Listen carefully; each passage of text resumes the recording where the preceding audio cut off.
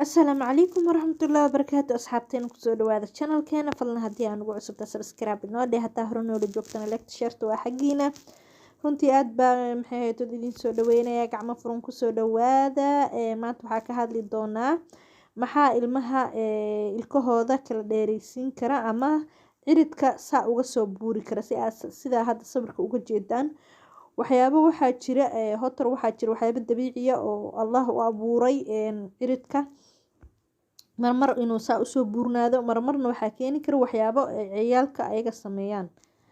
haddii aad tahay hooyo aad ayay ku anfacaysaa inaad la socoto xaaladda ilmahaada ma ku aragta ilmahaada inuu yahay mid suulka nuugaya yaraantiisii ilmaha intay yaryihiin ayay ku bilaabataa runtii hadduu ilmahaadu yahay kuwa sidaa suulka u nuuga hadhowtu waxaa ka imaan karaa xilliga ilkaha usoo baxayo inay ilkihiisu sidaa noqdaan oo ciridkii markuu ciyaalku yaryahay aad ayuu u jilicsan yahay hadba maxay ahayd wixii lagu sameeya ayuu la qabsadaa marka ciyaalka hadduu saa u nuugayo suulka afka mar walba saa ugu jiro weliba intii aad u yaryihiin ayay ciyaalka bilaabaan waana wax aad ka hortegi karto haddii aad tahay hooyo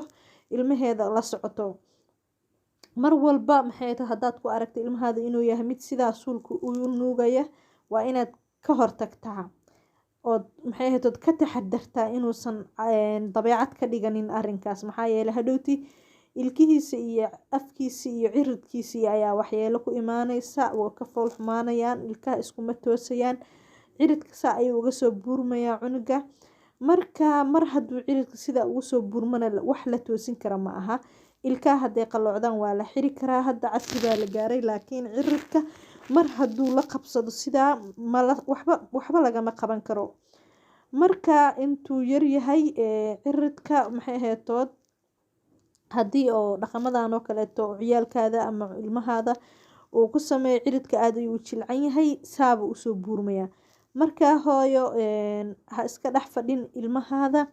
mar walba waa inaad ka fiirisaa waxyaabaha effect u keenaya waxyaabaha maxay tahay saameynta ku reebayo kaleeto ilmahaada afkiisa inuu ahaado mid qurux badan aad ayay u fiican tahay marka waxyaabo ayaad u isticmaali kartaa gacmaha loo geliyo si uusan u jaqin ama uusan u nuugin maxay ahayd suulka waad ka hortegi kartaa sigsaan geed waxaa jira gacmaha loo geliyo oo kaleeto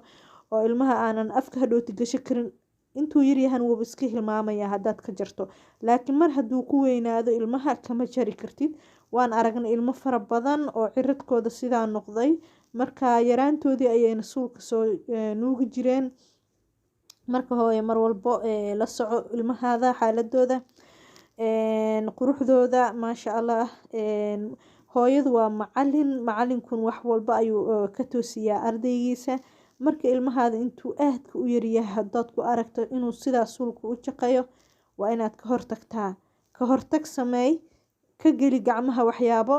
wuu iska hilmaamayaa markii dambe laakiin haddaad kusii dayso oo tiraahdo ha iga aamusnaado suulkiisa haska jiqo ama haska nuugo hadhowti effectigaasoo kale ayaa ku imaanaya afkiisa sidaa ayuu kaa noqonayaa ilmahaada mar walba hooyo ku dadaal quruxda ilmahaada afkooda